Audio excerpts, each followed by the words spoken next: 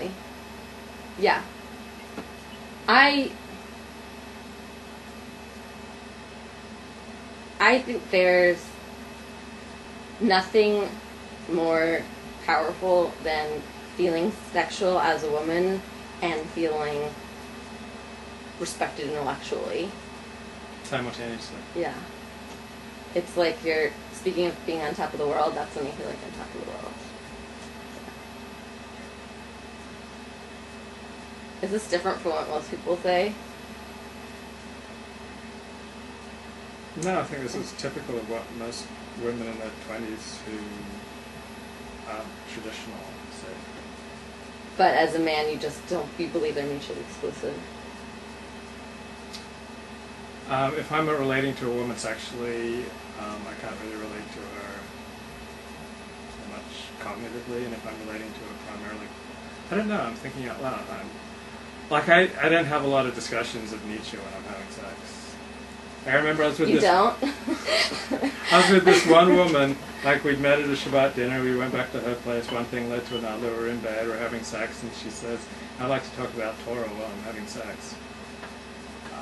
I generally haven't been able to pull that off. Like, I was able to relate to her sexually at that moment, but it was a little more of a stretch to relate to her in a Torah way. That's shocking. That's some like scary, dirty talk. I feel like I'm lacking as a guy because you said that I want to feel sacrilegious. sexual and intellectually respected at the same time. But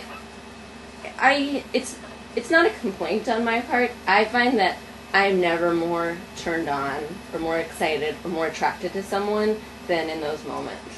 When I feel like I can feel sexy and feel like I am having this great conversation with a person. I remember interviewing this woman. She was like very sexy and she was very accomplished. And so I thought it'd be really cool to hear her talk about these very abstract academic things while we were being sexual. I thought, well, that was just in my head. I didn't do anything about that. I thought that was interesting. Like, have her talk to me about Nietzsche a while. Do you think that you're sexually harassing men if you dress in a provocative way? They certainly aren't complaining to me about harassment. I think it depends where you are. I think it's only appropriate in certain places. Like law school. But you have to go there every day. I mean, I worked for the U.S. Attorney's Office this past year. It's just pretty professional. You didn't wear ripped tights, short skirts? I wore tight suits and high heels. Boy, those columns must have loved you. Yeah. Oh, boy, I bet they couldn't wait for you to leave so they could... I even dressed professionally for the Public Defender's Office when not everyone did. But when you're at school and you're a student, I feel like you're entitled to dress how you want to dress. And I, for the most part, never complain about the attention it would get. I recognize that one elicits the other, and I think that's fair.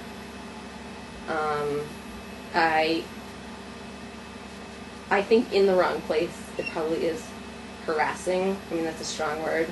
But if I dress provocatively at temple on Yom Kippur, oh yeah, that would be harassment. I don't think inappropriate. What do you like to wear at a temple for Yom Kippur?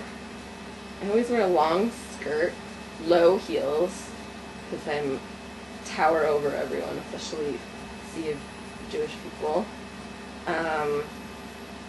And either a jacket or a sweater. I just, for the most part, pretty conservatively. I could probably even go to an Orthodox. I could take you to an Orthodox on Yom Kippur and you wouldn't shame me. And I'd probably be people dressed wouldn't say appropriate. who's at the door. No. If they saw me on any other day of the week. Shiksa? Any other day of the week. But not to temple, no. And at job interviews, I just think there's a time and a place for everything. And on the same level, men should be respectful and try to refrain from ogling someone in temple. But at the same time, if you're out at a bar and a girl is wearing like the most low-cut shirt and she gets annoyed if you look at that, I think it's two-way street. Have you been a victim of sexual harassment? No. Not that I noticed. If they were harassing, I guess I wouldn't have called it that. I thought we were just flirting. No. So you asked me some questions, any ones that I didn't answer, didn't miss, or anything I should ask you that I haven't asked you? Like I didn't ask you about your taste in music, and you may be dying to tell me about some CD. I do have excellent taste in music, but no, I think we've probably covered everything good for now. Okay, great. Thanks, folks. Thank you.